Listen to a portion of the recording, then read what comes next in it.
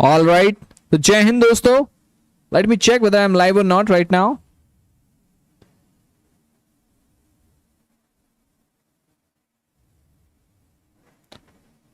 Allow me a moment, guys. Yes, I can see that I'm live right now. All right. तो जय हिंद दोस्तों, बहुत बहुत स्वागत है आप सभी का हमारे इस खूबसूरत से प्रोग्राम में जिसका नाम है टाइम टू करियर. अरे दोस्तों, खूबसूरत से चैनल में जिसका नाम है टाइम टू करियर. मैं सीए रूपक मिगलानी, आपका साथी, आपका दोस्त, आपका मेंटर, आपका होस्ट, स्वागत करता हूं टाइम टू करियर के इस अमेजिंग से प्लेटफॉर्म में जहां आपको मिलता है free education for class 11, class 12 and CA foundation. All right, my dear friends. So friends, today is a very important day for all those people. Even it is important for all those who are in 11, 12 and CA foundation. At every stage, this is important. Why? Because today we're going to understand about the basic concepts, basic terminologies which is at times used in accounting. मतलब इसके बिना तो accounting ही अधूरी है. Yes? तो दोस्तों शुरू करेंगे आज का हमारा ये सेशन. यहाँ पे हम बहुत सारी चीज़ें डिस्कशन करने वाले हैं.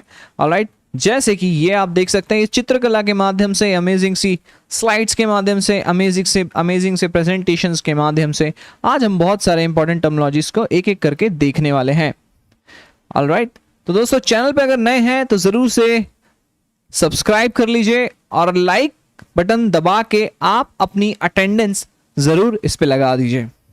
जी हाँ दोस्तों, और एक महत्वपूर्ण सूचना ये भी है कि अगर आप फ्री नोट्स, फ्री क्विज या free updates 11th 12th CA foundation से रिलेटेड चाहते हैं तो ज़रूर से डिस्क्रिप्शन में दी हुई लिंक को क्लिक करना ना भूलें.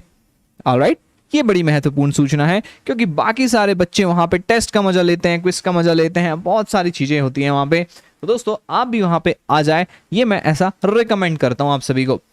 ऑलराइट, ऑलराइट, मैं देख सकता हूँ MD Hasan ji have joined all of us. Very good evening, beta. Love your each and every lecture. Thank you so much, MD Hassan. Thank you so much. Nice to see you after a long time. All right. Nice to see you after a long time. All right, guys. So let's begin with a wonderful topic today, and we're gonna discuss a lot of stuff. ठीक है, बहुत important होने वाला ये session. और मेरी भाषा का जो प्रयोग होगा वो इंग्लिश और हिंदी और इंग्लिश ये सब मिश्रण में होगा. ऑलराइट, तो चलिए दोस्तों शुरुआत करते हैं ट्रांजैक्शन की. सबसे पहला इंपॉर्टेंट टर्मिनोलॉजी जो हम देखने जा रहे हैं, transaction. Alright, number 1 transaction. Yes दोस्तों, मैं यहाँ पे इस सेशन को थोड़ा सा डिटेल में लूंगा. जितने भी हम टर्म्स सीखेंगे हम उसे डिटेल में समझेंगे क्योंकि ये सिर्फ 11th में नहीं बच्चों, ये चीज़ें आपको आगे सीए, प्रोफेशनल स्टडीज़ में, ग्रेजुएशंस में, पोस्ट ग्रेजुएशंस में इस्तेमाल होने वाली है. तो मैं इस सेशन को थोड़ा डिटेल में लूँगा. ऑलराइट, तो थोड़ा पेशेंस बनाए रखिएगा, पूरा अंत तक ये वीडियो वॉच कीजिएगा क्योंकि बहुत हेल्पफुल होने वाला है. Alright, so let's start. Okay Vedant, very good evening, beta. Very good evening. Very good evening to everyone who has joined to this wonderful session. बुधवार का ये समय, आज रात का ये समय, और मैं आप सभी के साथ जुड़ चुका हूँ इस खूबसूरत से कार्यक्रम में. ऑलराइट दोस्तों, चलिए आगे बढ़ते हैं. ट्रांजैक्शन. दोस्तों हमने हमारे पिछले सेशन में देखा था ट्रांजैक्शन क्या होता है. Transaction something which results into business और something which results into agreement. Alright, और विच रिजल्ट्स इनटू परफॉर्मेंस. ठीक है, ये हमने हमारे प्रीवियस सेशन में देखा था, और जो बच्चों ने अभी तक ये सेशन नहीं देखा है तो आप जाके इस सेशन को भी देख सकते हैं, इसका आनंद भी उठा सकते हैं. ठीक है, चलिए ये कहानी को आगे बढ़ाते हैं. ओके, मैं एक हाईलाइटर ले लेता हूं यहाँ पे. Yes, transaction means an event or business activity which involves exchange of money or money's worth, all right, between the parties. यानी कि जो मैंने आपको एग्जाम्पल दिया था सिंपल सा, ऑलराइट, पहले जो मैंने आपको एग्जाम्पल दिया था सिंपल सा कि ये एक पर्सन है. ऑलराइट, ये सपोज गुड्स बेचता है एक दूसरे पर्सन को, बदले में इसको कैश देता है. ठीक है, और ये इसको क्या दे रहा है, गुड्स दे रहा है. तो this is what, this is a transaction. This is a transaction. There is a exchange of money involved in that. Money is worth. दोस्तों ये चीज बहुत इंपॉर्टेंट है समझने की. ट्रांजैक्शन में मनी वर्थ भी इन्वॉल्व रहे तो भी वो ट्रांजैक्शन कहलाएगा. चलिए दोस्तों इसका मैं एक दूसरा उदाहरण देता हूं. एक एग्जांपल दिए हुआ, दूसरा एग्जांपल, ये जहां नोट बरस रहे वहां पे मैं एग्जांपल ले रहा हूं. ऑलराइट, सर स्लाइड्स जरा जूम कीजिए बेटा, आप मोबाइल की स्क्रीन को थोड़ा सा रोटेट कर लीजिए, क्योंकि ये मेरा साइज, ये जो स्लाइड्स का साइज है फुल स्क्रीन है, मैं अपने हाई एंड पीसी से इसे ले रहा हूं, ठीक है बच्चे। अच्छा वो मेरे इमेज के कारण आपको ऐसा लग रहा है, इमेज के कारण ऐसा लग रहा है, इमेज को छोटा कर दिया जाए। 1 सेकेंड बेटा। Alright, so next example, money is worth को हमको देखना है बच्चों। मान के चले ये एक व्यक्ति है, ठीक है, ये है राजू, ऑलराइट, और ये है कैटरीना, ठीक है, ये है राजू, ये है कैटरीना। राजू एक अपना प्लॉट ऑफ लैंड कैटरीना को देने को तैयार होता है, बदले में कैटरीना उसको एक दूसरा प्लॉट ऑफ लैंड दे देती है, ठीक है, मतलब राजू कोई प्लॉट ऑफ लैंड दे रहा है, कैटरीना बदले में एक प्लॉट ऑफ लैंड दे रही है। तो दोस्तों यहाँ पे कोई मनी इन्वॉल्व हो रहा है, कोई कैश इन्वॉल्व हो रहा है, पैसा पे नहीं इन्वॉल्व हो रहा है, फिर भी ये ट्रांजेक्शन है क्योंकि it is involving monies worth. All right, it is money worth. Yes, this can be measured in terms of money. Yes or no? ये चीज को measure कर सकते हैं in terms of money. Yes, if yes, then it is a transaction. Okay. Next, the event can be measured in terms of money and changes the financial position of a person. Example, purchase of goods would involve receiving material and making payment or creating an obligation to pay to the supplier at a future date. ठीक है, ये जो हमने पहला example देखा, यहाँ पे आप क्या कर रहे हैं, यहाँ पे एक ट्रांजेक्शन कर रहे हैं। अब दोस्तों ट्रांजेक्शन में भी दो प्रकार, एक कैश ट्रांजेक्शन, एक क्रेडिट ट्रांजेक्शन, ठीक है, यानी कि नगद कल उधार। आपने ये बोर्ड कई जगह देखा होगा, पढ़ा होगा और शायद सुना भी होगा या सुनने की आदत भी होगी। ऑलराइट, ओके, तो दोस्तों कैश ट्रांजैक्शन मतलब क्या होता है, when the parties settle the transaction immediately by making payment in cash और चेक, ठीक है, मतलब आप किसी ग्रोसरी शॉप पे गए, वो ग्रोसरी शॉप पे जाने के बाद आपने तुरंत वहां पे पेमेंट कर दिया, उधारी नहीं रखे, this is what, this is a cash transaction. या चेक आपने उसको दे दिए, या तुरंत आपने गूगल पे मार दिया, फोन पे मार दिया, this is a cash transaction. दोस्तों क्रेडिट ट्रांजैक्शन मतलब उधार, ठीक है, the payment is settled at a future date, ठीक है, मतलब ये देखिए आप जाते हैं, ये है आप जाते हैं अपने ग्रोसरी स्टोर में डेयरी मिल्क लेने, ठीक है, डेयरी मिल्क लेने, और आप बोलते हैं कि भाई साहब मैं काम करता हूं, ये डेयरी मिल्क तो दे दो आप, मैं आपको आने वाले महीने की 5वीं तारीख में आपको मैं पैसे लौटा दूंगा। आप क्या कर रहे हो, आप उधारी कर रहे हो, मतलब फ्यूचर डेट पे आप पेमेंट करने की बात कर रहे हो। तो ये क्या हुआ बच्चों, ये क्रेडिट ट्रांजैक्शन हुआ, ठीक है, यस और नो एवरीवन? यस, तो मेरी जो भी जनता मेरे साथ अभी जुड़ी है उन सभी को बहुत बहुत नमस्कार, और जरूर से लाइक बटन दबा के आप अपनी हाजिरी अटेंडेंस लगा दें मेरे मित्रों। चल दोस्तों ट्रांजैक्शन में एक और चीज हम देखते हैं कि ट्रांजैक्शन जो होता है बच्चों, ट्रांजैक्शन दो कैटेगरीज में डिवाइड हो सकता है। ऑलराइट, एक एक्सटर्नल ट्रांजैक्शन, एक internal transaction. Alright, external transaction मतलब जो बाहर वालों के साथ आप कर रहे हैं, जैसे मैंने अभी एग्जांपल लिया। इंटरनल ट्रांजैक्शंस मतलब जो इंटरनली हो रहे हैं आपके ऑर्गेनाइजेशन में, ठीक है, और वो ऑर्गेनाइजेशन की फाइनेंस को अफेक्ट कर रहे हैं, तो वो भी क्या हुए, वो इंटरनल ट्रांजैक्शन हुए। एग्जाम्पल के लिए बच्चों, हालांकि थोड़े टेक्निकल टर्म्स हैं, हम इसे आगे और डिटेल में समझेंगे, बट स्टिल इंटरनल ट्रांजैक्शन की कैटेगरी में क्लासिफाई होने वाले पॉइंट्स, लॉस बाय फायर, ठीक है, या फिर प्रोविजन फॉर बैड डेब्ट्स।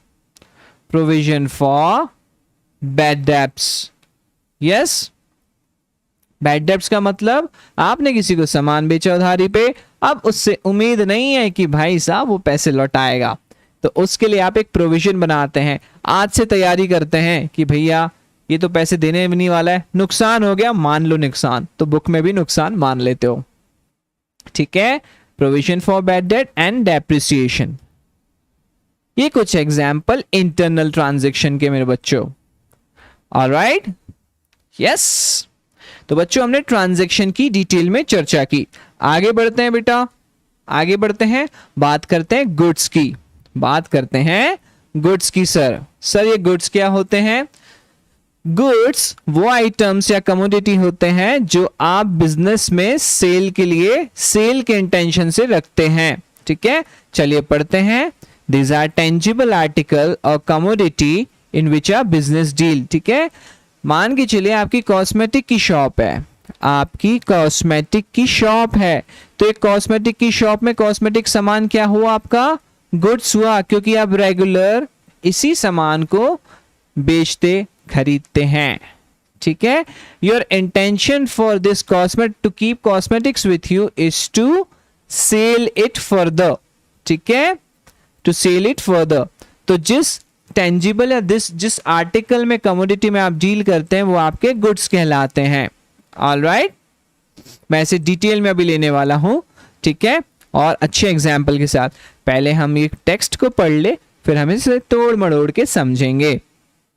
ठीक है, तो दिस आर्टिकल और commodities are either bought and sold, produce and sold. ठीक है दोस्तों, ये क्या कह रहा है कि ये आर्टिकल्स जो है या तो खरीद के लाएंगे और तुरंत बेच देंगे, या तो फिर खुद से प्रोड्यूस करेंगे और उसे सेल कर देंगे। मतलब ट्रेडिंग करेंगे या मैन्युफैक्चर करेंगे। अब सवाल ये आता है कि सर अच्छे से समझा दो कि ट्रेडिंग और मैन्युफैक्चरिंग क्या हुआ। ठीक है, चलिए मैं आपको पहले समझाता हूं ट्रेडिंग और मैन्युफैक्चरिंग में difference. Alright, trading versus manufacturing. Alright, yes दोस्तों, मान के चलिए आपका टेलीविजन बेचने का, टीवी, फ्रिज, इलेक्ट्रॉनिक आइटम्स बेचने का आपका बिजनेस है। आप क्या करते हैं? आप एक होलसेल मार्केट, सपोज इंदौर के मार्केट में जाते हैं, इंदौर के मार्केट से होलसेल में खरीदी करते हैं और अपने मार्केट में आके, सपोज मान के चलिए आप यहाँ पे हैं आप एमपी में छिंदवाड़ा के मार्केट में आप इसे बेच देते हैं। ठीक है, आपने क्या किया? आपने सीधा माल लाया और अपने मार्केट में, लोकल मार्केट में से बेच दिया। ठीक है, प्रॉफिट मार्जिन ऐड करके, मान के चलो 1 लाख में लाया, उसमें 20,000 प्रॉफिट मार्जिन ऐड कर दिया, 1,20,000 में सेल कर दिया। तो बच्चों ये क्या कर रहे हो? आप ट्रेडिंग कर रहे हो। This is known as trading of goods. ठीक है, मैन्युफैक्चरिंग क्या हुआ? दोस्तों ये एग्जाम्पल ध्यान रखना, क्योंकि इस एग्जाम्पल से हम बहुत कुछ समझने वाले हैं। मैन्युफैक्चरिंग क्या हुआ बच्चों? मैन्युफैक्चरिंग कहने का मतलब, मान के चलो आपकी चिप्स बनाने की फैक्ट्री है। ठीक है, तो आप क्या करोगे? पहले आलू लाओगे, प्रोसेस करोगे, फिर आप वो पैकेट में हवा भरोगे। तो ये सारी प्रोसेस क्या है? ये सारी प्रोसेस, ये पोटैटो से चिप्स बन गए। ठीक है, चिप्स बनाने की प्रोसेस है। मतलब आपने कच्चा माल लाया था, उसको आपने कन्वर्ट कर दिया फिनिश गुड्स में। ये होता है मैन्युफैक्चरिंग। ठीक है, ऑलराइट, तो ये हम क्यों पढ़ रहे थे? ये पॉइंट यहां पे आया था कि ये जो आर्टिकल्स या कमोडिटी जिसे हम गुड्स बोल रहे हैं, ठीक है, ये क्या हो सकता है? या तो कहीं से खरीद के लाके हम डायरेक्ट बेच रहे हैं, या खुद से प्रोड्यूस कर रहे हैं। ठीक है, ऑलराइट, चलिए आगे बढ़े। At times, what may be classified as goods to one business firm may not be goods to the other firm. ठीक है दोस्तों, कई बार होता है कि एक व्यक्ति के लिए जो गुड्स है, ठीक है, गुड्स तो हमने क्या देखे? गुड्स वो आर्टिकल या कमोडिटी जिसका इंटेंशन क्या है? आगे सेल करने का। ठीक है, उसी बिजनेस में हम डील कर रहे हैं। ठीक है, एक आर्टिकल कमोडिटी जिसको एक व्यक्ति गुड्स बोल रहा है, हो सकता है दूसरे व्यक्ति के लिए वो गुड्स ना हो। कैसे? चलिए एग्जाम्पल से समझाता हूं। ऑलराइट, ये देखिए बच्चों, ये गुड्स हम जिसे बोल रहे हैं बच्चों, ये एक व्यक्ति है। ठीक है, इसका एक बिजनेस है। ठीक है, ये क्या बिजनेस करता है? ये एक मशीनरी बनाता है जो रेगुलर किसी वर्क में यूज होती है। ठीक है, ये इसका मशीन बनाने का ही बिजनेस है। इसका मशीन बनाने का ही बिजनेस है, तो ये इसके लिए क्या हुआ, ये इसके लिए गुड्स हुआ, ये इसके लिए गुड्स हुआ।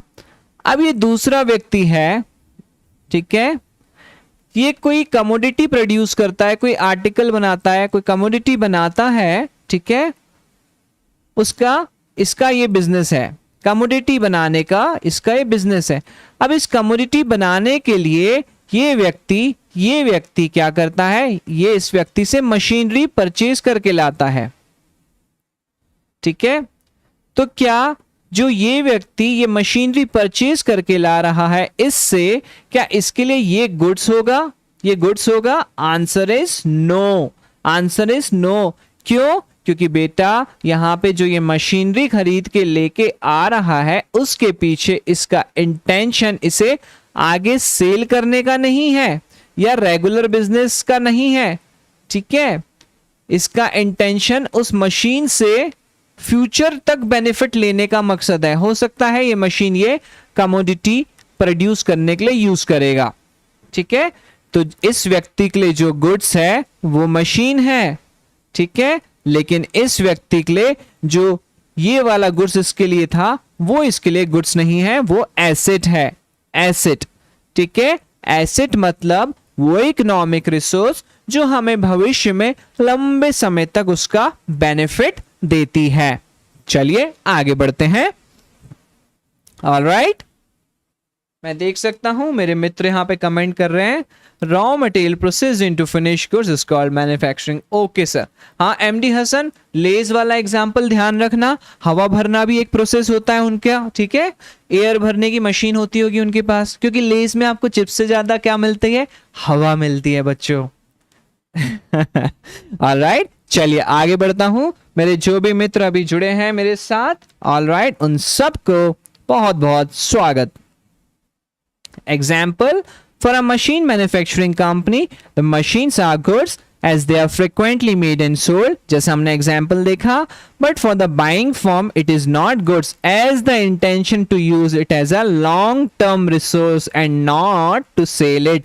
The similar example we understood. ठीक है बच्चों, तो हमने देखा गुड्स क्या होता है। आगे बढ़े, कोई भी डाउट हो तो आप में से किसी को भी डाउट हो बच्चों तो कमेंट करके मुझे बता सकते हैं। ऑलराइट, अब बच्चों गुड्स देख लिया हमने, अब स्टॉक क्या होता है। स्टॉक बच्चों, गुड्स हमने देखा, गुड्स क्या होता है, वो आर्टिकल जो कि आप सेल करने के इंटेंशन से लाते हैं, जो कि आप बिजनेस करने के इंटेंशन से लेके आते हैं, ठीक है। ऑलराइट, अब स्टॉक क्या होता है, स्टॉक मतलब किसी गिवन पॉइंट ऑफ टाइम में वो गुड्स, वो रिमेनिंग गुड्स जो बच गया है, ठीक है।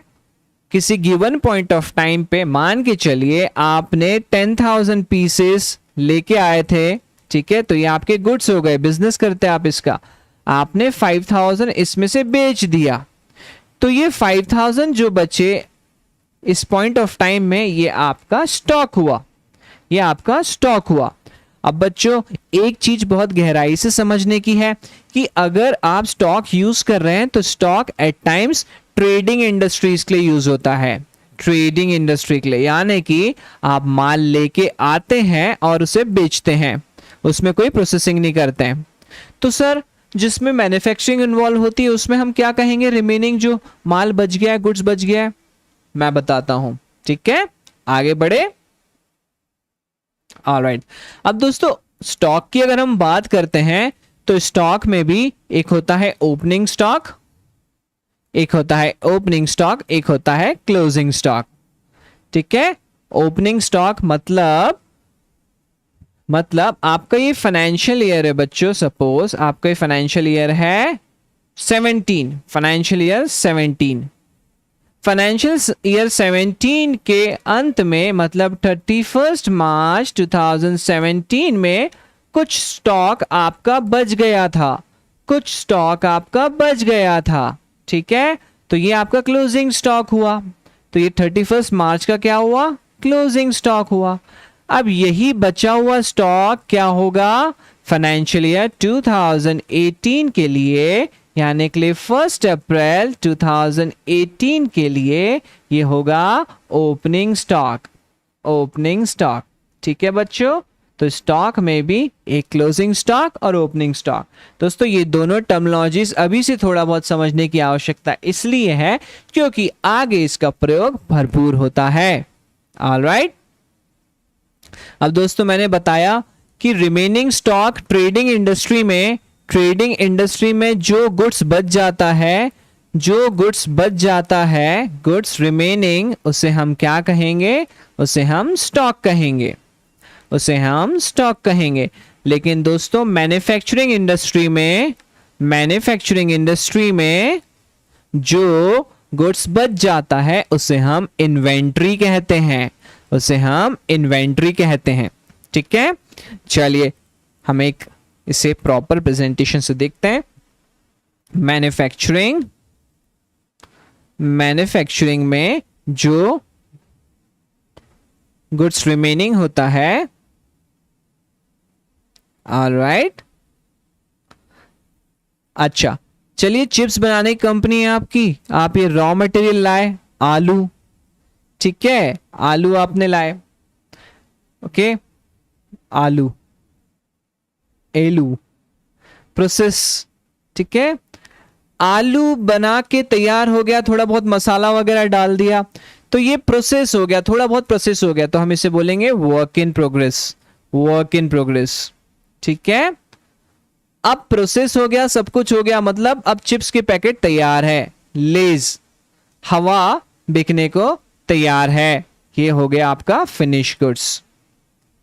ठीक है, तो दोस्तों जो मैन्युफैक्चरिंग इंडस्ट्री में गुड्स बच जाता है, तो गुड्स तो किसी का भी बच सकता है, रॉ मटेरियल का गुड्स बच सकता है, वर्क इन प्रोग्रेस का बच सकता है, फिनिश गुड्स का बच सकता है, तो हम इस क्लोजिंग गुड्स को क्या बोलेंगे मैन्युफैक्चरिंग इंडस्ट्री में? Inventory of raw material, inventory of raw material, inventory of work in progress, inventory of finish goods.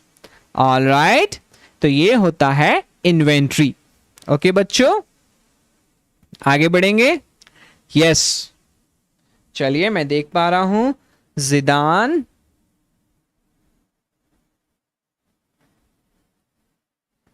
Okay, कुछ बच्चों की आदत होती है कि आगे हम जंप कर जाए। देखो जिदान एक ऐसा बच्चा है जो उसे अभी 11वीं में अभी अभी आया है, और हम बात कर रहे हैं गुड्स की और वो बात कर रहा है प्रॉफिट और लॉस की। अरे थोड़ा सा ध्यान देने की आवश्यकता है जिदान, ठीक है, और चैट पे अगर आप स्पैम करेंगे तो मैं आपको हमेशा के लिए ब्लॉक कर दूंगा, ठीक है, ओके, हर जगह ओवर स्मार्ट बनता है बच्चा। ऑलराइट, चलिए दोस्तों आगे हम चलते हैं, प्रॉफिट का डिस्कशन करते हैं। प्रॉफिट मतलब क्या? The excess of revenue over expense is called profit. ठीक है, excess of revenue over expense is called profit. चलिए समझते हैं ये रेवेन्यू और एक्सपेंस पहले होते क्या है। ठीक है, चलिए दोस्तों रेवेन्यू देखते हैं हम। रेवेन्यू मतलब क्या होता है? रेवेन्यू मतलब वो रिसीट जो प्रोडक्ट सेल से होती है, जो प्रोडक्ट सेल से हो रही है, मतलब जो आपका normal regular course of business में जो आप काम करते हैं, वो काम करके जो भी रिसीट होती है उसे हम रेवेन्यू रिसीट बोलेंगे। यानी कि सेल ऑफ प्रोडक्ट या सर्विस, सेल ऑफ प्रोडक्ट या सर्विस, ठीक है, इसे हम बोलेंगे रेवेन्यू। ठीक है, अब रेवेन्यू में भी एक होता है ऑपरेटिंग रेवेन्यू, एक होता है ऑपरेटिंग रेवेन्यू, एक होता है नॉन ऑपरेटिंग रेवेन्यू। ऑलराइट, एक होता है ऑपरेटिंग रेवेन्यू, एक होता है non operating revenue. Operating revenue मतलब बच्चों होता है जो रेवेन्यू रिकरिंग नेचर की है, मतलब ऑब्वियसली जिसका आपका बिजनेस है, मान के चलिए आपका कॉस्मेटिक का बिजनेस है, तो कॉस्मेटिक की सेल क्या होगी आपकी? Operating revenue. ठीक है, ओके, अब दोस्तों एक्सपेंस भी इसी से समझ लेते हैं। दोस्तों ऑर्गेनाइजेशन में ये सेल जो है इसे हम टॉप लाइन कहते हैं, टॉप लाइन, ठीक है। अब इसके पीछे इसे ये सेल करने के लिए कुछ ना कुछ तो कॉस्ट हमने बेयर किया होगा, कुछ हमारे खर्चे हुए होंगे। वो खर्चे क्या है? वो हमारे एक्सपेंस है, वो हमारे एक्सपेंस है। मतलब किसी रेवेन्यू को कमाने के लिए उसके पीछे किया गया खर्चा एक्सपेंस होता है। उसके बाद हमारा बचता है इनकम। ये इनकम को किसी भी ऑर्गेनाइजेशन में बॉटम लाइन कहते हैं। ऑलराइट दोस्तों, ये ऑपरेटिंग रेवेन्यू की बात हुई। नॉन ऑपरेटिंग रेवेन्यू क्या हुआ? जो नॉन रिकरिंग नेचर का होता है, जो नॉन रिकरिंग नेचर का होता है। अब नॉन रिकरिंग नेचर का क्या हो सकता है? मान के चलो बच्चों, आपने बिजनेस में एक मशीन खरीदी थी। अब वो मशीन का आपका काम हो गया या वो पुरानी हो गई। वो मशीन को क्या आपने इस इंटेंशन के साथ खरीदी थी? क्या आप उसका रेगुलर सेल करोगे या इस टाइप का कुछ नॉर्मल कोर्स की चीजें करोगे? नहीं, ये machine without intention of sale के साथ की थी, आप इसलिए बेच रहे हैं क्योंकि पुरानी हो गई। तो ये है नॉन रिकरिंग नेचर। तो ऐसे सेल ऑफ एसेट को हम क्या कहेंगे, कहां क्लासिफाई करेंगे? नॉन ऑपरेटिंग रेवेन्यू में, ठीक है। मान के चलिए कोई इंटरेस्ट की इनकम हो रही है, ठीक है, तो ये भी आपकी नॉन ऑपरेटिंग रेवेन्यू में होगी, क्लासिफाई होगी, ठीक है, डिपेंडिंग अपॉन द बिजनेस। हमारा बिजनेस सपोज मान के चलिए पैसा ब्याज में देने का नहीं है, ठीक है, लोन्स एंड एडवांस देने का नहीं है, तो ये इंटरेस्ट हमारी नॉन ऑपरेटिंग रेवेन्यू कहलाएगी। I hope the point is clear between operating revenue and non operating revenue. Yes और no? Yes yes yes, absolutely MD Hasan. Recurring means regular. Alright, okay fine, चलिए आगे बढ़ते हैं। रेवेन्यू की हमने बात की। अब दोस्तों प्रॉफिट, प्रॉफिट मतलब क्या हुआ? प्रॉफिट मतलब अभी जो हमने यहां पे समझा, income, this is nothing, this is a profit, this is a profit, ठीक है। Yes, so profit is excess of revenue over expense is called profit, ठीक है। लॉस, लॉस क्या होगा? अरे लॉस मतलब मान के चलो सेल जो हुई वो 1 लाख की हुई, उसके पीछे लगने वाला कॉस्ट जो हुआ वो 1,10,000 का हुआ, यानी कि excess of revenue, excess of expense over revenue वो है, यानी कि 10,000 क्या है? 10,000 लॉस है, 10,000 लॉस है। Is it clear everyone? Yes yes MD Hasan. कोई बेटा कुछ दिक्कत आए, कोई भी मेरे श्रोता जो यहाँ पे मेरा लेक्चर वॉच कर रहे हैं, मुझे कमेंट करके अपने डाउट जरूर से लिख सकते हैं। और जो भी नए बच्चे आए हैं वो इस वीडियो को अंत तक देखें, क्योंकि ये बहुत इंपॉर्टेंट होने वाला है। और दोस्तों अगर आपने अभी तक टेलीग्राम ग्रुप को ज्वाइन नहीं किया है, जिसकी लिंक आपको डिस्क्रिप्शन में दी गई है, तो उसे ज्वाइन कर ले। क्यों? क्योंकि वहां पे आपको regular test, regular MCQs, regular updates, regular कुछ ऑडियो के थ्रू कंसेप्ट्स और कुछ कम्युनिटी बेस्ड बहुत सारी चीजें वहां पे होती है, ठीक है। दोस्तों हमने प्रॉफिट और लॉस के बारे में बात किया। अब बात करते बच्चों एसेट। एसेट क्या होता है? एसेट मतलब वो इकोनॉमिक रिसोर्स होता है, वो इकोनॉमिक रिसोर्स होता है, वो इकोनॉमिक रिसोर्स होता है जिसका बेनिफिट हमारा भविष्य में लंबे समय तक चलता है, ठीक है, जो हमें फ्यूचर बेनिफिट देता है, फ्यूचर बेनिफिट देता है, वो हमारा एसेट कहलाता है। For an example, let's read out this. Asset is a resource owned by the business, मतलब बिजनेस का वो एसेट हो by the business with the purpose of using it for generating future profit, ठीक है। Example के लिए कोई machine है, कोई मशीन है, वो मशीन से आप क्या करते हैं? प्रोडक्शन करते हैं, वो मशीन से आप प्रोडक्शन करते हैं, और उस प्रोडक्शन को आप क्या करते हैं? उससे जो गुड्स प्रोड्यूस होता है उसे आप सेल करते हैं। तो ये मशीन मदद कर रही है प्रोडक्शन करने में, और ये प्रोडक्शन के माध्यम से सेल हो रही है, पैसा, फ्यूचर प्रॉफिट मिल रहा है। तो ये क्या है? ये आपका एसेट हुआ, ठीक है। ऑलराइट, मतलब जो भविष्य में आगे तक हमें कोई बेनिफिट प्रोवाइड करे उसे हम एसेट कहते हैं, ठीक है। इकोनॉमिक, फ्यूचर इकोनॉमिक बेनिफिट हमें जिससे मिले। एग्जाम्पल के लिए एक और, फर्नीचर। आप फर्नीचर लगाते हैं अपनी दुकान में, तो क्या रोज रोज फर्नीचर लगाएंगे? नहीं, एक बार लगा दिया तो सालों साल चलेगा। डिपेंड करता है कौन सा प्लाई और क्या यूज किया है। अरे मजाक कर रहा हूं, ये हमारा टॉपिक का डिस्कशन नहीं है। ऑलराइट, तो ये एसेट कहलाता है, इसे हम एसेट बोलते हैं। ठीक है बच्चों, अब एसेट में asset can be tangible and intangible. बच्चों टेंजिबल एसेट्स का मतलब क्या होता है? जिसे आप छू सकते हो, महसूस कर सकते हो। ठीक है, यानी कि ये देखिए कि ये मेरा पेन टैप, ये मैं पेन टैप से लिखता हूं, आपको पढ़ाता हूं, ये मैं एसेट है, मेरा एसेट है। ठीक है, ये आपका ये माइक मेरा बहुत महंगा है, अपनी कमाई से, सेविंग से छोटी मोटी मैं लेके आया, तो ये मेरा एसेट है। ठीक है, ये मेरा टेंजिबल एसेट है जिसे मैं छू सकता हूं, महसूस कर सकता हूं। ठीक है, ऑलराइट, सो टेंजिबल एसेट कहां, ये tangible asset are therefore can be seen, touch, देखा जा सकता है, छुआ जा सकता है, महसूस किया जा सकता है। Example, plant and machinery, furniture and fittings, land and building, books. अच्छा बच्चों एक चीज बताओ, आप कोई अच्छी किताब पढ़ते हो तो वो किताब से आपको क्या आता है? ज्ञान आता है। क्या आपको लगता है ये ज्ञान का इस्तेमाल आप आगे कर सकते हो?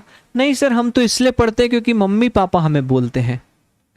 लेकिन बच्चों आपका नॉलेज आपका एसेट है, इसी से तो आप अपने आप को प्रेजेंट करोगे बाहर की दुनिया को आगे समय में। ठीक है, तो this are your asset, computers, vehicles etcetera. ठीक है, वो एसेट जिसका कोई फिजिकल एग्जिस्टेंस ना हो, वो इंटेंजिबल एसेट हो सकते हैं। उसमें से एग्जाम्पल अगर हम ले बच्चों, ये देखो, ये मेरा जो प्रेजेंटेशन है, ये प्रेजेंटेशन जो है ये मेरा कॉपीराइटेड है। ठीक है, मतलब और कोई इसे यूज नहीं कर सकता, तो ये मेरा एसेट हुआ। ठीक है, मैंने एक ट्रेडमार्क बनाया, ठीक है, टाइम टू करियर मेरा, फॉर एन एग्जाम्पल मैंने ट्रेडमार्क बनाया। ट्रेडमार्क मतलब आपने ये नाइकी वगैरह का साइन देखा होगा, है ना, ऐसा टिक, ये सब ट्रेडमार्क है। ये इंटेंजिबल एसेट है, मतलब इसे छुआ नहीं जा सकता, महसूस नहीं किया जा सकता, बट स्टिल ये बिजनेस को कहीं ना कहीं फायदा दिलाता है, तो ये इंटेंजिबल एसेट हुआ। गुडविल, बिजनेस की रेपुटेशन, मान के चलो आपका बिजनेस किसी मार्केट में पिछले 50 साल से चल रहा है और वो नाम बहुत फेमस हो गया है, तो वो बिजनेस का रेपुटेशन है, वो रेपुटेशन जिसे हम गुडविल कहते हैं। ये भी क्या हुआ? ये भी एक एसेट हुआ। कौन सा asset? Intangible asset. Yes, alright, wonderful. Nandini Sharma have joined to all of us. Hello sir, very good evening Nandini. All right, asset. अब बच्चों बहुत इंपॉर्टेंट जो पार्ट है, एसेट को हम फर्दर क्लासिफाई कर सकते हैं। एसेट को हम फर्दर क्लासिफाई कर सकते हैं करंट एसेट्स में और नॉन करंट एसेट्स में। ठीक है, करंट एसेट्स में और नॉन करंट एसेट्स में। चलिए समझते हैं करंट एसेट्स क्या होता है बच्चों। बच्चों मैं बहुत डिटेल और बहुत अच्छे वे में आपको बताने वाला हूं। जरूर से अगर आप यहां तक पहुंच चुके हैं तो जरूर थोड़ी देर और पेशेंस रखें और अच्छे से लेक्चर को देखें। हो सकता है आपको कहीं ये चीज देखने ना मिले। An asset shall be classified as current when it satisfy any of the following condition। दोस्तों मैंने यहाँ पे कुछ कंडीशंस लिखी है, वो कंडीशन, अगर वो कंडीशन में से कोई भी अगर कंडीशन सेटिस्फाई होती तो वो क्या है? करंट एसेट्स है।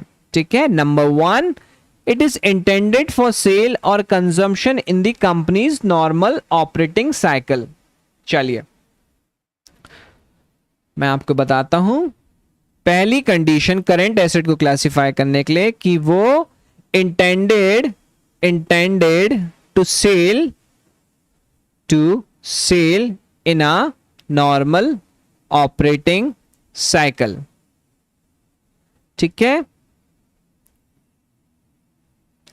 मतलब आपने कोई गुड्स लिया है, वो गुड्स को आप डील करते हैं, बिजनेस करते हैं। ठीक है, ठीक है, तो आपकी नॉर्मल ऑपरेटिंग साइकिल मतलब जो नॉर्मल कोर्स ऑफ बिजनेस होता है, चलिए मैं इसे एक एग्जांपल से समझाता हूँ। गुड्स में आप बिजनेस में डील करते हैं, पर्टिकुलर गुड्स में, ऑलराइट, इसे आप सेल करते हैं तो ये करंट एसेट हुआ। अब मैं नॉर्मल ऑपरेटिंग साइकिल क्या है उससे मैं समझाता हूं। मान के चलिए बच्चों, एक गुड्स है, इसे हम प्रोसेस करते हैं, ठीक है, प्रोसेस करते हैं, ये प्रोसेस करके तैयार हो जाता है फिनिश गुड्स में। इस पूरे प्रोसेस को लगभग समय लगता है 6 मंथ्स का। ये 6 मंथ्स का लगता ही है, मतलब ये क्या हुआ, ये नॉर्मल इसका ऑपरेटिंग साइकिल हुआ, मतलब ये ऑपरेशन को कंप्लीट होने में इसे जनरली 6 मंथ्स लगते ही है। तो ये क्या हुआ, ये आपका करंट एसेट हुआ। अब बच्चों एक और एग्जांपल लेता हूं क्योंकि आपने पढ़ा है कि 1 साल से ऊपर, 1 साल के अंदर अंदर जो कैश या कैश इक्विवेलेंट में कन्वर्ट हो सके उसे हम करंट एसेट कहते हैं। ऐसा आपने पढ़ा है? नहीं, इसका रियल मीनिंग समझिए। मान के चलिए एक गुड्स है, उससे आप प्रोसेस करते हैं, ये गुड्स मतलब हो गया आपका रॉ मटेरियल, इसे आप प्रोसेस करते हैं, प्रोसेस करने के बाद ये फिनिश गुड्स बनता है। अब ये फिनिश गुड्स बनने तक, मतलब प्रोसेस, ये पूरे प्रोसेस को लगभग 15 मंथ्स लग जाते हैं। इतना तो लगना ही है। तो ये आपका क्या हुआ, नॉर्मल ऑपरेटिंग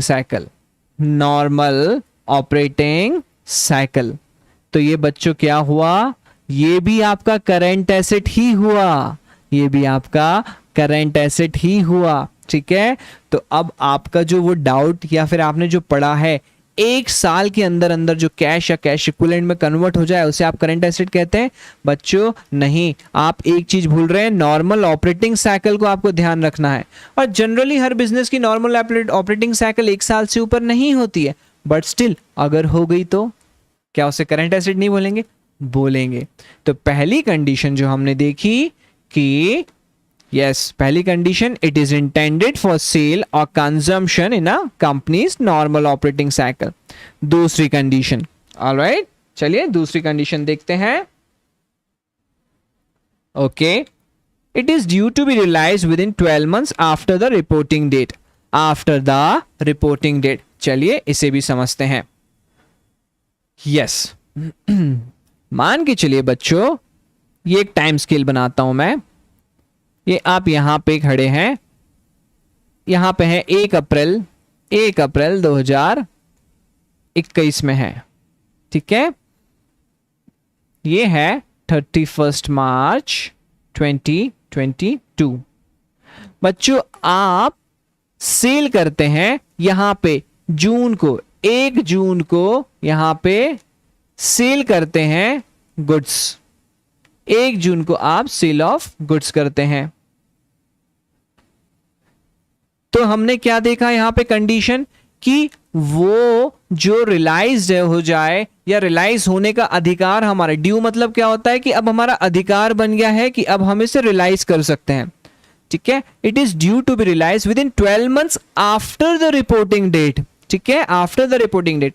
तो बच्चों हमेशा रिपोर्टिंग डेट क्या होगी, आपकी ईयर एंड वाली डेट, यानी कि closing date 31st closing of the financial year 31 March 2022। तो आपने ये सेल यहां पे किया, अपने को 1 साल कहां से देखना है, यहां से 1 साल देखना है, रिपोर्टिंग डेट से 1 साल देखना है मेरे बच्चों, ठीक है। मैं देखिए बहुत डिटेल और बहुत गहराई में जाके आपको बता रहा हूं, लेकिन चीजें समझना है अच्छे से, ठीक है, कभी जिंदगी में प्रॉब्लम ना आए इसलिए। ऑलराइट, मीनू सिंह हमारे साथ जुड़ चुकी है, हेलो मीनू के। तो बच्चों ये हुआ आपका रिपोर्टिंग डेट से आपको 1 साल लेना है, ठीक है। तो यहां पे सेल किया तो ये क्या करंट एसेट है, हाँ यहां पे उस रिपोर्टिंग डेट से पहले किया तो ऑब्वियसली ये तो करंट एसेट है ही। अब मान के चलिए आपने यहां पे सेल किया, ठीक है, ये 1 ईयर होने का है, 1 ईयर यहां खत्म होगा, यहां पे सेल किया तो डेफिनेटली ये करंट एसेट है। अब 1 ईयर के बियॉन्ड, मतलब इसके बियॉन्ड अगर सेल करता है, ठीक है, इसके बियॉन्ड अगर आपको रियलाइज होता है, या ड्यू होता है रियलाइज होने के लिए, ठीक है, तो ये करंट एसेट नहीं होगा, ये नॉन करंट एसेट कहलाएगा। ठीक है, मैं वापस रिपीट कर रहा हूं, रिपोर्टिंग डेट से 1 साल के अंदर अंदर कोई चीज आपकी ड्यू है रियलाइज होने के लिए तो उसे हम करंट एसेट कहेंगे। ठीक है, और रिपोर्टिंग डेट के बियॉन्ड है तो उसे हम नॉन करंट एसेट कहेंगे। ठीक है, I hope the point is pretty much clear, yes और no? Alright, okay guys, yes. Next condition, it is used to settle liability within 12 months after the reporting date. ठीक है, अब ऐसा कोई asset, ऐसा कोई हमारा रिसोर्स जो हमें 12 months after the reporting date किसी लाइबिलिटी को सेटल करने में मदद कर रही है तो इसे हम क्या कहेंगे? Current asset. ठीक है, चलिए इसका एग्जाम्पल देखते हैं। रेंट। बच्चों, ये एक व्यक्ति है, ठीक है, ये अपना बिजनेस स्टार्ट किया है। बिजनेस स्टार्ट करने के लिए इसने कॉम्प्लेक्स रेंट पे लिया है। अब रेंट पे लिया है तो इसने 1 मंथ का एडवांस दिया है, 1 मंथ का एडवांस दिया है। चलिए मैं यहां पे टाइम स्केल बनाता हूं कि यहां पे है 1 अप्रैल में, ठीक है, इसने 1 मंथ का एडवांस यहां पे दिया रखा है। ऑल राइट, अब उसके ओनर ने ये कहा था कि भाई साहब ये जो 1 मंथ वाला एडवांस है ना, इसको आखिरी महीना मतलब 31 मार्च को मान के चलो ये जाने वाला है, आखिरी महीना उसके रेंट से आप इसे एडजस्ट कर लेना। ठीक है, आपने जो 1 महीने का डिपॉजिट दिया है जब छोड़ के जाओगे तो आखिरी महीना जो है वो वाले को हम एडजस्ट कर देंगे। ठीक है, ये बात हुई थी। अब ये फ्यूचर लायबिलिटी, ये जो आपका एडवांस है, ये एडवांस है, ये आपका फ्यूचर लायबिलिटी पे करने के लिए, सेटल करने के लिए मदद कर रहा है। अगर ये future liability after the reporting date कौन सी होगी? ये वाली रिपोर्टिंग डेट होगी। ठीक है, जिस साल में भी ट्रांजैक्शन या चीज हो रही है उस साल की रिपोर्टिंग डेट उसकी क्लोजिंग डेट होगी। ठीक है, तो ये क्लोजिंग डेट से 1 ईयर, यहां से 1 ईयर आपको देखना है। ये है आपकी रिपोर्टिंग डेट, यह आपकी रिपोर्टिंग डेट, यहां से आपको 1 ईयर देखना है और 1 ईयर के अंदर अंदर अगर ये लायबिलिटी आपकी सेटल करने में मदद कर रहा है, फ्यूचर लायबिलिटी मतलब अभी हमको पैसा देना है किसी को। ठीक है, हमारा दायित्व है, हमारी रिस्पॉन्सिबिलिटी है कि हमें पैसा देना है किसी को। ठीक है, पैसा किस, यहां पे हमारे एग्जाम्पल में हमें सिर्फ रेंट देना है। ठीक है, आखिरी मंथ का जो रेंट है ये हमारा जो दायित्व है, ये हमारी जो ड्यूटी है, ये कहां से एडजस्ट हो जाएगी? हमारे ये वाले एडवांस से। तो ये क्या रिपोर्टिंग डेट से 1 साल के अंदर अंदर एडजस्ट हो जाएगी? हाँ, हो जाएगी। तो ये होगा आपका करंट लायबिलिटी। मान के चलो ये फ्यूचर लायबिलिटी रिपोर्टिंग डेट से 1 साल बाद अगर सेटल हो रही है लायबिलिटी या सेटल करने में मदद कर रही है तो ये नॉन करंट लायबिलिटी कहलाएगी। ठीक है, नॉन करंट। अच्छा, मैं यहां पे लायबिलिटी बोल रहा हूं, नहीं, ये करंट एसेट होगा क्योंकि ये तो हमें सेटल करने में मदद कर रही है। ये लायबिलिटी हमारी कब है? ये लायबिलिटी हमारी जिस दिन हम यहां पे हमें पे करना बाकी है तो वो हमारी लायबिलिटी। लेकिन अगर हमें ये लायबिलिटी सेटल करने में मदद करेगी फ्यूचर की तो ये हमारा करंट एसेट कहलाएगा क्योंकि हमने तो यहां पे एडवांस दे चुका है और हमने करंट एसेट तो देखा है कि वो रिसोर्स जो हमारे फ्यूचर बेनिफिट हमें दे या फ्यूचर बेनिफिट में हमारे काम आए। ठीक है, is it clear? Yes, alright, yes MD Hasan. Alright my dear friends, तो मैंने क्या बताया आपको? मैंने आपको बताया कि लास्ट वाला पॉइंट वापस रिपीट कर रहा हूं, लास्ट वाला point, it is used to settle a liability within 12 months after the reporting date. ठीक है, रिपोर्टिंग डेट से, ये हमारी रिपोर्टिंग डेट है, रिपोर्टिंग डेट से 12 महीने के अंदर अंदर कोई हमारी लायबिलिटी को सेटल करने में मदद करे तो वो हमारा करंट एसेट है। ठीक है, और अगर रिपोर्टिंग डेट से 1 साल बियॉन्ड हमें कोई लायबिलिटी सेटल करने में मदद करे तो वो हमारा नॉन करंट एसेट है। ठीक है, ऑल राइट, तो दोस्तों मैंने करंट एसेट आपको समझाया. What is current asset? An asset shall be classified as a current when it satisfy any of the following condition. Condition क्या है? नंबर वन हमने देखा, it is intended for sale or consumption in the company's normal operating cycle. Number 2, it is due to be realized within 12 months after the reporting date. ठीक है, इसका भी example हमने देखा. Number 3, it is used to settle a liability within 12 months after the reporting date. तो दोस्तों इनमें से, इन तीनों में से अगर कोई भी एक कंडीशन सेटिस्फाई हो गई तो इसे हम क्लासिफाई करेंगे करंट एसेट. और अगर इसमें से कुछ भी अगर सेटिस्फाई नहीं होता है तो वो सारी एसेट क्लासिफाई होगी नॉन करंट एसेट में. नॉन करंट एसेट का एग्जाम्पल मशीनरी. ठीक है, मशीनरी. नॉन करंट एसेट का एग्जाम्पल, नॉन करंट एसेट का एग्जाम्पल मशीनरी. मशीनरी कैसे बच्चों? देखिए, मशीनरी आप लेते हैं तो आप इसको पूरा आगे तक इस्तेमाल करते हैं, इससे आपको फ्यूचर बेनिफिट मिलता है. ठीक है, आप सपोज प्रोडक्शन करने के लिए आपने मशीनरी को परचेज किया है. ठीक है, आने वाले कई सालों तक इसका इस्तेमाल आप करने वाले, तो ये नॉन करंट एसेट है. Is that clear? Yes, all right everyone. I want to know from MD Hassan, Meenu, Nandini and everyone who have joined to me just now. Is that clear to everyone guys? Yes? हमने current asset को detail में पढ़ा. Yes? तो ये बहुत ही important दोस्तों, current asset वाला point बहुत इंपॉर्टेंट रहा है. ठीक है,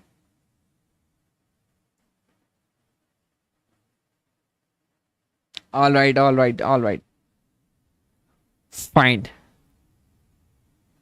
अब दोस्तों हमें जो पढ़ना बाकी है, liability, current liabilities, internal liabilities, working capital, contingent liability, drawings, capital, network, current non current investments, debtor, creditor, capital expenditure, revenue, balance sheet, profit and loss account, trade discount, cash discount. तो दोस्तों हमें ये सारी चीजें और पढ़ना बाकी है, और ये चीजें अगर हम डिटेल में अच्छे से समझ लेते हैं बच्चों तो हमारे इंपॉर्टेंट टर्म्स क्लास 11th के लिए क्लियर हो जाते हैं. ठीक है, क्लास 11th के क्लियर हो जाते हैं और ये हमें बहुत बहुत बहुत बेनिफिट देते हैं. ठीक है, चलिए मैं आपको करंट एसेट का एक बार वापस रिवाइज, क्योंकि करंट एसेट में थोड़ा सा कॉम्प्लेक्स पॉइंट था. ठीक है, तो मैं आपको वो तीनों कंडीशन, हमें क्या चेक करना है, तीनों कंडीशन में से कोई भी एक कंडीशन अगर सेटिस्फाई होती तो हम उसे करंट एसेट बोलेंगे. कंपनी की नॉर्मल ऑपरेटिंग साइकिल. ठीक है, when it is intended for sale और consumption in companies normal operating cycle. Normal company या ऑर्गेनाइजेशन के नॉर्मल ऑपरेटिंग साइकिल के अंदर अगर ऑर्गेनाइजेशन का मकसद है उसे बेचने का तो उसे करंट एसेट बोलेंगे. ठीक है, नॉर्मल ऑपरेटिंग साइकिल क्या हो सकती है, वो इंडस्ट्री टू इंडस्ट्री डिपेंड कर सकती है, चाहे वो 12 महीने हो चाहे वो 15 महीने हो. ठीक है, second condition, it is due to be realise within 12 months after the reporting date. ठीक है, ऐसा कोई रिसोर्स या ऐसी कोई चीज हमें जो रियलाइज होने वाली है, मतलब कैश या कैश इक्विवेलेंट में कन्वर्ट होने वाली है, कब से कब तक, रिपोर्टिंग डेट से लेकर 12 महीने के अंदर अगर वो चीज हमें रियलाइज होने वाली है, ड्यू टू रियलाइज. ठीक है, यानी कि आपने सपोज सामान बेचा किसी को, अब वो आपने जो बेचा उससे आपको पैसा आने वाला है. ठीक है, वो पैसा कब तक आ जाएगा, ड्यू टू बी रियलाइज कब तक है, रिपोर्टिंग डेट से 12 महीने के अंदर अगर वो आता है तो वो आपका करंट एसेट कहलाएगा. और रिपोर्टिंग डेट के 12 महीने के बियॉन्ड अगर आता है तो वो क्या कहलाएगा आपका, वो आपका नॉन करंट एसेट कहलाएगा. Third condition, it is used to settle a liability within 12 months after reporting date. ठीक है, मान के चलिए जैसे मैंने आपको एडवांस का एग्जांपल दिया था, आपने बिजनेस स्टार्ट करने के लिए रेंट पे एक कमर्शियल कॉम्प्लेक्स लिया, आपने वहां पे एडवांस दिया. अब वो आपको मालिक ने कहा कि एडवांस जो है 1 महीने का, आखिरी का जो रेंट रहेगा महीने का उससे हम उसे एडजस्ट कर लेंगे. ठीक है, तो यहां पे वो एडवांस के थ्रू आप क्या कर रहे हैं, फ्यूचर लायबिलिटी आप सेटल कर सकते हैं. लेकिन ये फ्यूचर लायबिलिटी कब तक सेटल हो जाना चाहिए, रिपोर्टिंग डेट से 12 महीने के अंदर सेटल होना चाहिए, तभी ये करंट एसेट कहलाएगा. अदरवाइज ये नॉन करेंट एसेट कहलाएगा। ठीक है दोस्तों, alright, yes, wonderful. Alright, my dear friends. So friends, we have understood about lot many things right now, and let's continue our discussion in the next video, in the next session that will be that जो हम बहुत ही जल्द आप सभी के सामने लेके आएंगे।